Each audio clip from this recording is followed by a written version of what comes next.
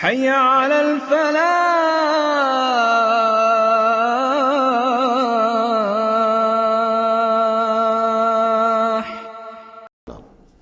وَلَقَدْ يَسَّرْنَا الْقُرْآنَ لِلذِّكْرِ فَهَلْ مِن مُدَّكِرٍ. یہ ہے وہ چیلنجنگ انداز قرآن کا. ہم نے تو قرآن کو آسان کر دیا ہے نصیحت اخذ کرنے کے لیے، سبق حاصل کرنے کے لیے، رہنمائی حاصل کرنے کے لیے. تو فَهَلْ مِن مُدَّكِرٍ، تو ہے کوئی جو اس سے سبق حاصل کرے؟ جو لوگ اس صورت کو آج پڑھ رہے ہیں، اور یہ 4 دفعہ یہ آنی ہے، یہ آیت، یہ ترجیحی آیت ہے، دوہرا کر آ رہی ہے یہاں پر. یہ آپ میں سے ہر ایک کے لیے اللہ تعالیٰ کی طرف سے ایک اتمام حجت ہے کہ آپ اگر اب بھی کمر نہیں کستے، عربی سیکھنے کے لیے وقت نہیں نکالتے، قرآن کو سمجھنے کا اگر عزم مصمم نہیں کرتے، تو گویا کہ اللہ تعالیٰ کی طرف سے جو پرسش ہے اور جو پوچھا جائے گا وہ اور سخت ہو جائے گی.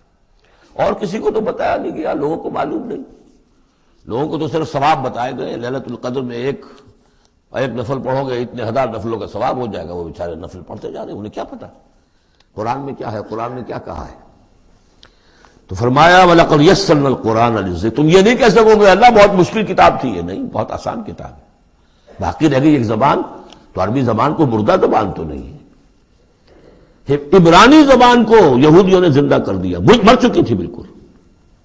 سنسکرت کو ہندوؤں نے زندہ کر دیا جو مر چکی تھی بالکل. لیکن یہ عربی زبان، یہ تو بڑی زندہ زبان ہے. کتنا بڑا علاقہ ہے دنیا میں کہ جس کے بولنے والے یہ ہیں. آج کوئی انٹرنیشنل فورم ایسا نہیں ہے جس میں عربی زبان میں ترجمہ ساتھ نہ ہوتا ہو. یہ تو دنیا کی مانی ہوئی چوٹی کی زبانوں میں سے ہے. اردو کا ترجمہ نہیں، حالانکہ بڑی تعداد میں لوگ ہیں اردو بولنے والے بھی، لیکن UN میں یا کہیں اور اس طرح کے اداروں میں اردو کا ترجمہ نہیں ہے. لیکن جن زبانوں میں وہاں سائملٹینیس ترجمے ہوتے ہیں ان میں عربی زبان شامل ہے. تو لیونگ لینگویج ہے، زندہ زبان ہے، سیکھنے میں کیا دقت ہے. وَلَقَدْ يَسَّرْنَا الْقُرْآنَ لِلذِّكْرِ فَهَلْ مِن مُدَّكِرٍ. كَذَّبَتْ عَادٌ فَكَيْفَ كَانَ عَذَابِي وَنُذُرِ.